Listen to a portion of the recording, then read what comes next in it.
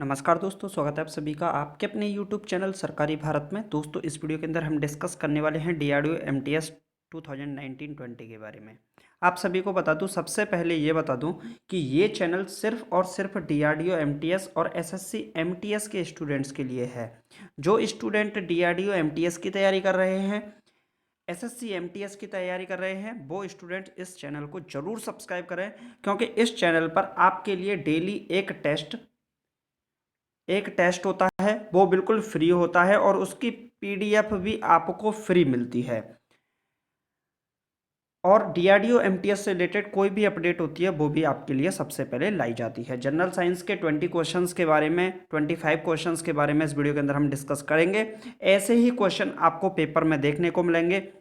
हमारी यहाँ पर जो क्लास हैं वो हिस्ट्री की क्लास होती है, ज्योग्राफी की क्लास होती है, पॉलिटी की क्लास होती है और जनरल साइंस की क्लास होती है। मैथ और रीजनिंग की क्लासेस भी यहाँ पर होती हैं और एक टेस्ट होता है, डेली टेस्ट होता है।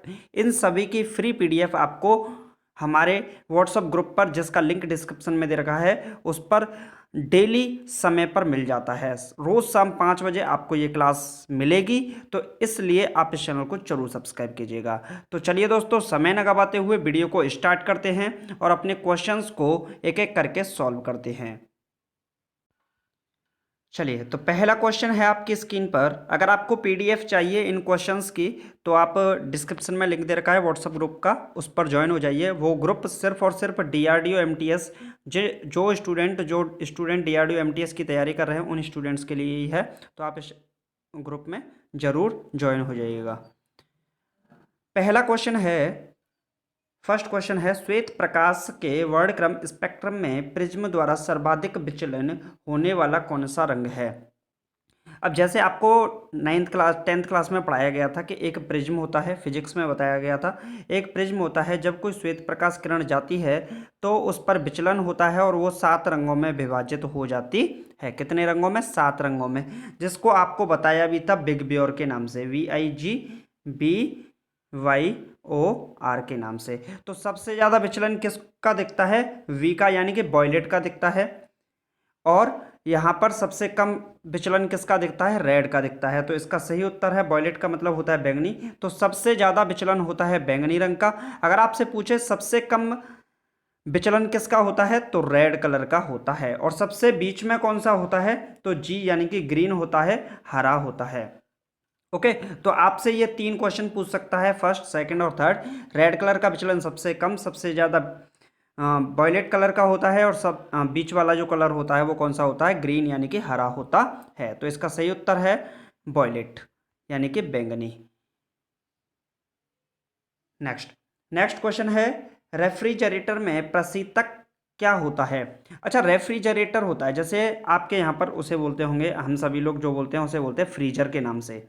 जो फ्रीजर होता है, फ्रीजर में जो ठंडा करता है, जैसे आप घर में बर्फ जमाने के लिए रखते हो, तो वो बर्फ जम जाती है, किसके कारण? उसमें रेफ्रिजरेंट का काम कौन करता है? तो इसका सही उत्तर है फ्रेऑन काम करता है। क्या करता है? फ्रेऑन गैस होती है, वो इसमें भरी जाती है रेफ्रिजरेटर के अंदर, और वही इसको पानी को बर्फ बनाने का काम करती है, यानी कि रेफ्रिजरेंट का काम करती है। ये क्वेश्चन कई बार पूछा गया है और अब भी पूछा जा सकता है। नेक्स्ट क्वेश्चन है, दूध से दही बनाने में कौन सा बैक्टीरिया सहायक होता है? एक क्वेश्चन पूछा जाता है, दूध से दही बनाने में कौन सा बैक्टीरिया सहायक होता है। और एक क्वेश्चन और पूछा जाता है यहाँ पर, ये क्वेश्चन रेलवे में पूछा गया था, रेलवे ग्रुप डी के एग्जाम में ये क्वेश्चन आया था, तो DRDO MTS के एग्जाम में भी आ सकता है। एक क्वेश्चन पूछा गया था कि दूध से मक्खन बनाते हैं, क्या बनाते हैं? मक्खन बनाते हैं दूध से बनाते हैं मक्खन, तो कौन सा बल कार्य करता है? तो इसका आंसर था अपकेंद्रीय बल कार्य करता है। ये क्वेश्चन एग्जाम में पूछा जाता है। और दूध से दही बनाने में कौन सा बैक्टीरिया सहायक होता है? तो इसका सही उत्तर है लैक्टोबैसिलस बैक्टीरिया होता है। कौन सा बैक्टीरिया होता है? लैक्टोबैसिलस बैक्टीरिया होता है, जो दूध से दही बनाने में सहायक होता है। नेक्स्ट क्वेश्चन है, किस अंग के कार्य न करने पर डायलिसिस किया जाता है? अगर शरीर का ऐसा कौन सा अंग है, अगर वो कार्य न किया करे तो डायलिसिस किया जाता है? तो इसका सही उत्तर है किडनी, यानी कि वृक्क, जिसे बोलते हैं हम, क्या बोलते हैं? वृक्क बोलते हैं। किडनी होती है। अगर शरीर का कोई अंग कार्य नहीं करता है तो डायलिसिस किसका किया जाता है? वृक्क यानी कि किडनी का किया जाता है। हमारे शरीर में कितनी किडनी होती हैं? 2 किडनी होती हैं। ये भी क्वेश्चन पूछा गया है। नेक्स्ट क्वेश्चन है दोस्तों, मनुष्य के मस्तिष्क का सबसे बड़ा भाग कौन सा होता है? देखिए, ये होता है शरीर का, जैसे हेड ये है, तो एक यहाँ पर होता है इस तरीके से, इस तरीके से, और यहाँ पर जो आपकी आँख है, फिर ये इधर वाला पार्ट फेस का हो जाता है और नीचे फिर ऐसे। तो यहाँ पर इस तरीके से होता है, एक सबसे बड़ा भाग होता है मस्तिष्क का, और जिसे हम क्या बोलते हैं? सेरेब्रम बोलते हैं, यानी प्रमस्तिष्क बोलते हैं। ये मानव शरीर का सबसे बड़ा भाग होता है और इस जगह पर इस तरीके से होता है, जैसे मैं आपको ड्रॉ करके दिखा रहा हूँ। तो मनुष्य के मस्तिष्क का सबसे बड़ा भाग क्या होता है? प्रमस्तिष्क होता है, सेरेब्रम होता है। क्वेश्चन एग्जाम में पूछा गया था, एनटीपीसी 2016 के एग्जाम में पूछा गया था, और ग्रुप डी में भी ये क्वेश्चन पूछा गया है। नेक्स्ट क्वेश्चन है दोस्तों, राइफल चलाने पर गोली लगने वाला झटका किसके संरक्षण का उदाहरण है? जब हम जैसे बंदूक चलाते हैं या राइफल चलाते हैं तो आपका हाथ पीछे की ओर झटका लेता है। क्या लेता है? हाथ पीछे की ओर झटका लेता है। तो वो किसके संरक्षण का उदाहरण है? तो ये रेखीय संवेग संरक्षण का उदाहरण है। रेखीय संवेग संरक्षण, कंजर्वेशन ऑफ लीनियर मोमेंटम का ये एग्जाम्पल होता है। देखिए, जो संवेग होता है उसे पी से डिनोट करते हैं मोमेंटम को, और पी इक्वल टू होता है एम बी। क्या होता है? M B. एम जहाँ पर मास होता है और वी जहाँ पर वेलोसिटी होता है, यानी कि वेलोसिटी और मास का मल्टीपल ही क्या कहलाता है? संवेग कहलाता है, लीनियर मोमेंटम कहलाता है, रेखीय संवेग कहलाता है। चलिए तो नेक्स्ट क्वेश्चन की ओर। नेक्स्ट क्वेश्चन है दोस्तों आपकी स्क्रीन पर, प्रकृति में सबसे अधिक मात्रा में पाया जाने वाला कार्बनिक यौगिक कौन सा है? प्रकृति में सबसे अधिक मात्रा में, यानी कि सबसे ज्यादा मात्रा में कौन सा कार्बनिक यौगिक पाया जाता है? तो इसका सही उत्तर है सेल्यूलोज पाया जाता है। क्या पाया जाता है? सेल्यूलोज। प्रकृति में सबसे अधिक मात्रा में सेल्यूलोज कार्बनिक यौगिक पाया जाता है। नेक्स्ट क्वेश्चन है, समुद्र के किनारे उगने वाले वृक्षों में वार्षिक वलय एनुअल रिंग्स क्यों नहीं बनते? जो समुद्र के किनारे वृक्ष होते हैं, समुद्र के किनारे जो वृक्ष होते हैं उनमें वार्षिक वलय यानी कि एनुअल रिंग्स क्यों नहीं होते हैं? तो इसका सही उत्तर है क्योंकि यहाँ की जलवायु में स्पष्ट भिन्नता नहीं होती है। देखिए, जो समुद्र का किनारा होता है, जो समुद्र का किनारा होता है, सी का जो बैंक होता है, किनारा होता है, वहाँ पर जो तापमान है, जो टेम्परेचर है, वो लगभग सेम रहता है 12 महीने, यानी कि साल के 12 महीनों में भी, 12 मंथ्स में भी जो आपका टेम्परेचर है समुद्र के किनारे लगभग क्या रहता है? टेम्परेचर सेम रहता है। तो वहाँ पर स्पष्ट भिन्न जलवायु में स्पष्ट भिन्नता नहीं होती है, इस कारण वृक्षों में वार्षिक वलय नहीं पाए जाते हैं।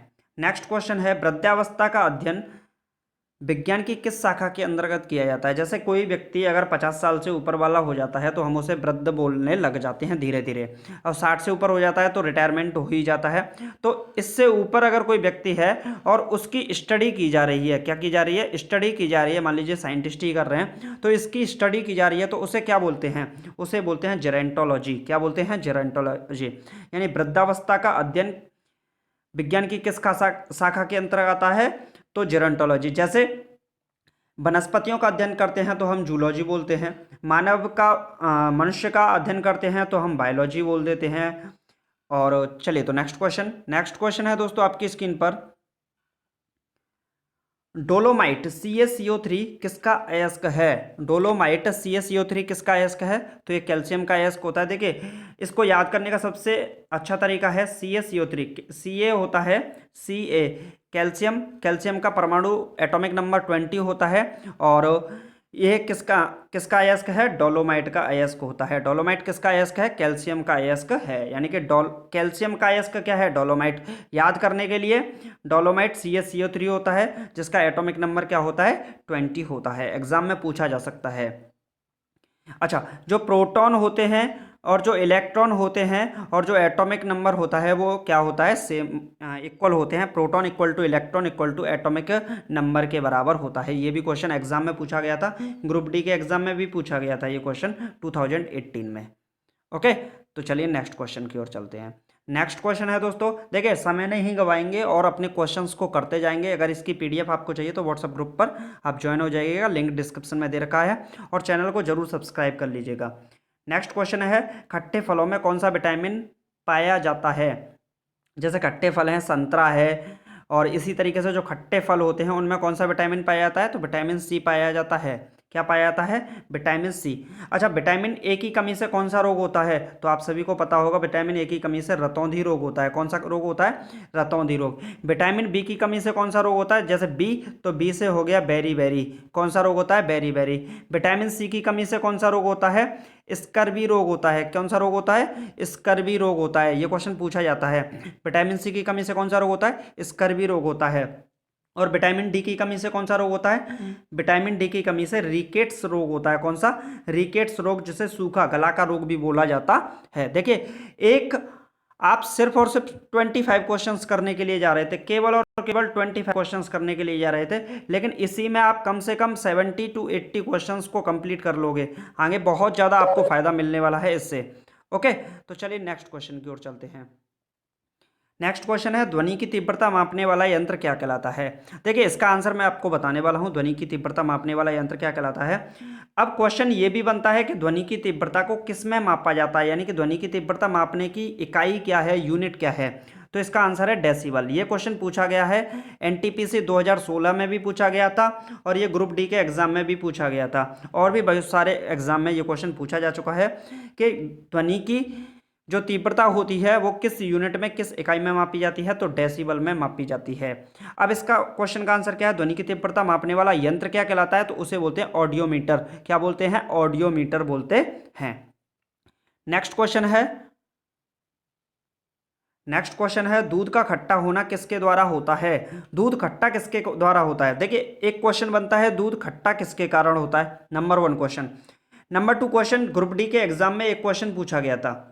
ग्रुप डी के एग्जाम में क्वेश्चन पूछा गया था कि दूध में जो पीला रंग होता है, गाय का दूध होता है, देखा होगा आपने, तो जो गाय का दूध होता है वो पीला होता है। पीला रंग किसके कारण होता है? तो ये होता है कैरोटीन के कारण। किसके कारण होता है? कैरोटीन के कारण। और कैरोटीन के कारण ही जो नीम की पत्तियां होती हैं, नीम की पत्तियां पीली पड़ जाती हैं सूखा के समय, तो वो जो पीली पड़ जाती हैं वो किसके कारण पड़ जाती हैं? कैरोटीन के कारण ही पड़ जाती हैं। और जो गाय का दूध होता है वो पीला होता है, किसके कारण होता है? कैरोटीन के कारण ही होता है। तो क्वेश्चन यहां से बन सकता है, क्वेश्चन है दूध खट्टा किसके कारण होता है? तो जीवाणुओं के द्वारा होता है। किसके द्वारा? जीवाणुओं के द्वारा होता है। चलिए, तो नेक्स्ट क्वेश्चन देखिए, आप सिर्फ और सिर्फ 25 क्वेश्चन करने के लिए चले थे, यहाँ पर 70 to 80 क्वेश्चन आपके हो जाएंगे। नेक्स्ट क्वेश्चन है, मछली के हृदय में कितने प्रकोष्ठ होते हैं? क्वेश्चन ये भी पूछा जा सकता है, मछली के हृदय में कितने प्रकोष्ठ होते हैं। क्वेश्चन आपसे ये भी पूछा जा सकता है कि मेंढक के हृदय में कितने प्रकोष्ठ होते हैं। और ये भी पूछा जा सकता है कि मानव यानी कि मनुष्य के हृदय में कितने प्रकोष्ठ होते हैं। क्वेश्चन तीनों बन सकते हैं। प्रकोष्ठ का मतलब होता है कक्ष, यानी कि हृदय के अंदर कितने कक्ष होते हैं, रूम्स होते हैं एक तरीके से। तो मछली के हृदय में कितने प्रकोष्ठ होते हैं? 2 चैम्बर्स होते हैं, 2 चैम्बर होते हैं, 2 कक्ष होते हैं। मेंढक के हृदय में 3 कक्ष होते हैं, और मनुष्य के हृदय में, मानव के हृदय में 4 चैम्बर यानी कि 4 कक्ष होते हैं। क्वेश्चन पूछ सकता है कोई सा भी। नेक्स्ट क्वेश्चन है दोस्तों, मानव शरीर में रक्त से अवांछनीय पदार्थों को पृथक करने का कार्य कौन सा अंग करता है? मानव शरीर में रक्त से अवांछनीय, देखिए रक्त से अवांछनीय यानी कि जैसे खून में कोई गंदगी आ जाती है, खून में गंदगी आ जाती है तो उस गंदगी को अलग शरीर का कौन सा पार्ट करेगा? तो उसे करता है किडनी, जिसे हम लीवर भी कहते हैं। क्या बोलते हैं? लीवर बोलते हैं। ओके, तो शरीर में जो रक्त में जो भी अशुद्धि होती है उसको पृथक कौन करता है? किडनी करती है। नेक्स्ट क्वेश्चन है दोस्तों, 40 वर्ष पूरे हो जाने पर चर्चित अप्सरा क्या है? 40 वर्ष पूरे हो जाने पर चर्चित अप्सरा क्या है? तो इसका सही उत्तर है न्यूक्लियर रिएक्टर। देखिए, इसको न्यूक्लियर रिएक्टर क्यों बोला? न्यूक्लियर रिएक्टर को ही 40 वर्ष पूरे होने पर अप्सरा क्यों बोला गया था?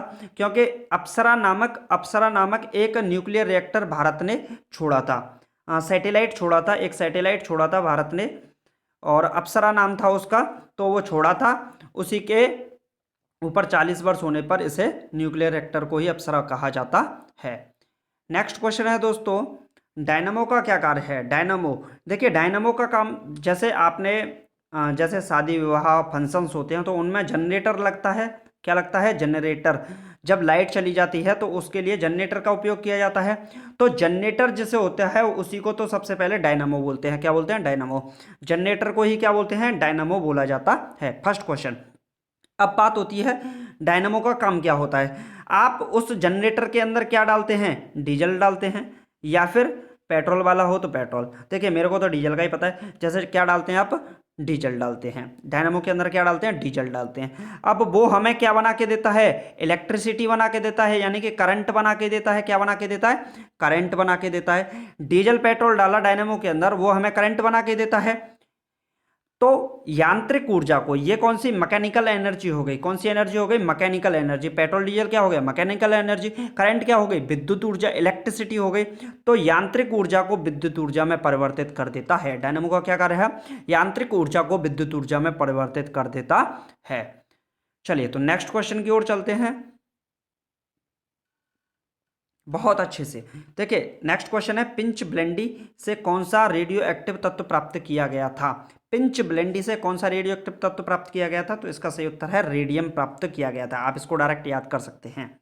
नेक्स्ट क्वेश्चन है, गिरगिट गिरगिट की त्वचा में रंग बदलने का कारण क्या होता है? देखिए इसको इंग्लिश में बोलते हैं कैमाफ्लॉग। क्या बोलते हैं? कैमाफ्लॉग बोलते हैं सबसे पहले गिरगिट को। जो कैमाफ्लॉग होता है ये रंग बदल सकता है अपनी त्वचा का। तो ये किसके कारण होता है? उसकी त्वचा में मेलेनोफोर नामक असंख्य रंग द्रव्य कोशिकाओं की उपस्थिति के कारण। उसकी त्वचा में क्या होता है? मेलेनोफोर नामक असंख्य रंग द्रव्य कोशिकाओं की उपस्थिति के कारण ये अपना रंग बदल सकता है। मेलेनोफोर नामक असंख्य रंग द्रव्य कोशिकाओं की उपस्थिति के कारण वो अपना त्वचा का सरफेस का रंग बदल सकता है।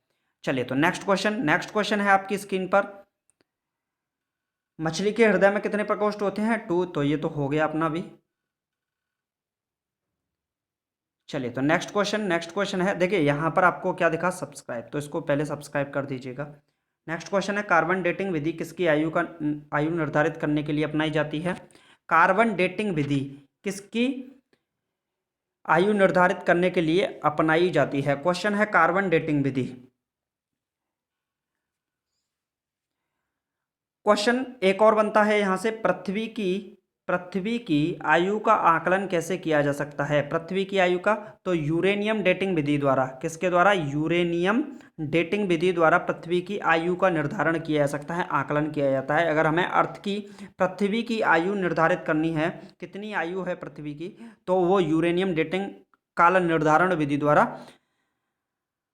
पता लगाया जा सकता है। ऐसे ही कार्बन डेटिंग विधि द्वारा किसकी आयु का निर्धारित की जाती है? तो जीवाश्मों की आयु निर्धारित की जाती है। नेक्स्ट क्वेश्चन है, अत्यधिक शराब का सेवन करने से शरीर का कौन सा अंग विशेष रूप से प्रभावित होता है? जैसे हम शराब पीते हैं, ज़्यादातर लोग, बहुत से लोग शराब पीते हैं, हालांकि नहीं पीनी चाहिए, लेकिन पीते हैं, तो उनके शरीर का कौन सा पार्ट विशेष रूप से प्रभावित होता है? तो यकृत यानी कि लीवर प्रभावित होता है सबसे ज़्यादा। जो यकृत लीवर होता है उसी को आप किडनी बोलते हैं, उसी को आप वृक्क बोलते हैं। तो इसके कई सारे नाम हैं, किडनी, वृक्क, लीवर, यकृत, तो यही प्रभावित होता है। ओके। अच्छा, एक क्वेश्चन और पूछा जाता है कि जो शराब पीता है व्यक्ति, जो दारू पीता है, शराब पीता है, यानी कि आपकी भाषा में पौवा पीता है, ऐसे व्यक्ति में कौन से विटामिन की कमी हो जाती है? तो विटामिन सी की कमी ऐसे व्यक्ति में हो जाती है। ये भी क्वेश्चन आपके एग्जाम में पूछा गया था, ग्रुप डी के एग्जाम में। ये क्वेश्चन 2018 के एग्जाम में पूछा गया था, तो ये क्वेश्चन पूछा जा सकता है आपसे। ओके। नेक्स्ट क्वेश्चन है, शरीर में रक्त बैंक का काम कौन सा अंग करता है? शरीर में रक्त बैंक का काम कौन सा अंग करता है? यानी कि ब्लड बैंक का काम।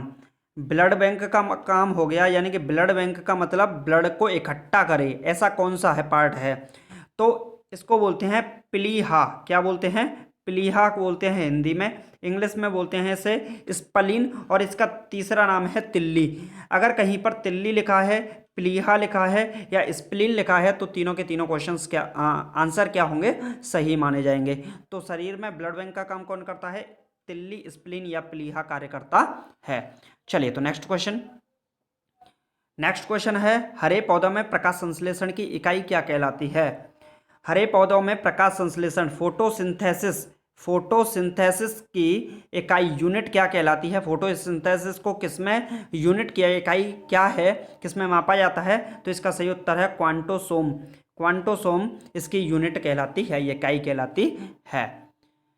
नेक्स्ट क्वेश्चन है दोस्तों, नेक्स्ट क्वेश्चन और लास्ट क्वेश्चन है, शरीर में रक्त की सफ़ेद कोशिकाओं का मुख्य कार्य क्या होता है? जो शरीर में रक्त की सफ़ेद कोशिकाएं होती हैं, देखिए 2 टाइप्स की कोशिकाएं होती हैं, एक होता है आरबीसी, एक होता है आरबीसी और दूसरा होता है डब्ल्यूबीसी। यहाँ पर जो आरबीसी होता है ये भी ब्लड के अंदर ही होता है, खून के अंदर होता है, और जो डब्ल्यूबीसी होता है ये भी ब्लड के अंदर यानी कि खून के अंदर ही होता है। आरबीसी का जो जीवन काल है वो 2 से 4 दिन है, यानी कि ये 2 से 4 दिन बाद मर जाता है आरबीसी, और खून में फिर से दोबारा नए आरबीसी उत्पन्न हो जाते हैं। इसी तरीके से जो डब्ल्यूबीसी होता है इसका जो काम है ये 20 से 120 दिन तक जीवित रहने की क्षमता रखता है, यानी कि 20 to 120 डेज तक ये क्या है, जीवित रह सकता है। यानी कि आरबीसी 2 से 4 दिन जीवन काल और डब्ल्यूबीसी का जीवन काल कितना होता है? 20 से 120 दिन का इसका जीवन काल होता है। तो शरीर में रक्त की सफ़ेद कोशिकाओं का मुख्य कार्य क्या होता है? जो व्हाइट सेल्स होती हैं, व्हाइट सेल्स होती हैं, उनका क्या कार्य है? शरीर की बीमारियों से बचाना, यानी कि जो हमारा ह्यूमन बॉडी है, जो ह्यूमन बॉडी है इसको बचाने के लिए सफ़ेद रक्त कोशिकाओं का ये मुख्य कार्य होता है। ओके, तो अभी तक हमने कितने क्वेश्चंस कर लिए? लगभग 25 क्वेश्चंस को हमने कर लिया।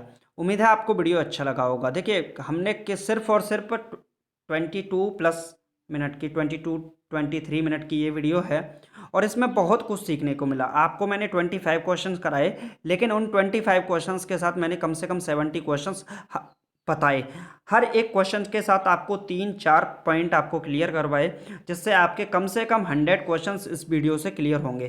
केवल और केवल 22 मिनट की वीडियो से आपके 100 क्वेश्चंस क्लियर हो रहे हैं, तो आप समझ सकते हैं अगर आपने 20 क्लास भी कर ली तो 2000 क्वेश्चंस आपके क्लियर हो जाएंगे, लगभग 2000 क्वेश्चन, तो आपके एग्जाम का कोई भी क्वेश्चन नहीं बचेगा। अगर आपको इसकी पीडीएफ चाहिए तो लिंक डिस्क्रिप्शन में दे रखा है व्हाट्सअप ग्रुप का, उसे ज्वाइन कर लीजिए। और आपको बता दूं एसएससी एमटीएस का जो व्हाट्सअप ग्रुप था, 2 व्हाट्सअप ग्रुप थे मेरे एसएससी एमटीएस के दोनों फॉलो हो गए। उसमें 257 कैंडिडेट्स ही हो सकते हैं, तो लगभग 500+ स्टूडेंट वहां पर ज्वाइन हो चुके हैं। और जो डीआरडीओ एमटीएस के स्टूडेंट हैं उनके लिए व्हाट्सअप ग्रुप बना दिया गया है, ये भी इसमें भी लगभग 50 स्टूडेंट ज्वाइन हो चुके हैं, तो आप भी ज्वाइन हो जाइएगा, ये भी फुल हो जाएगा, जल्दी ही फॉलो हो जाएगा, कहीं आप रह ना जाएं। तो उम्मीद है आपको वीडियो अच्छा लगा होगा। वीडियो अच्छा लगा तो वीडियो को लाइक कीजिएगा, चैनल को सब्सक्राइब कीजिएगा, वीडियो को शेयर कीजिएगा। Thank you for watching this video. जय हिंद, जय भारत, टेक केयर, मिलते हैं नेक्स्ट वीडियो में।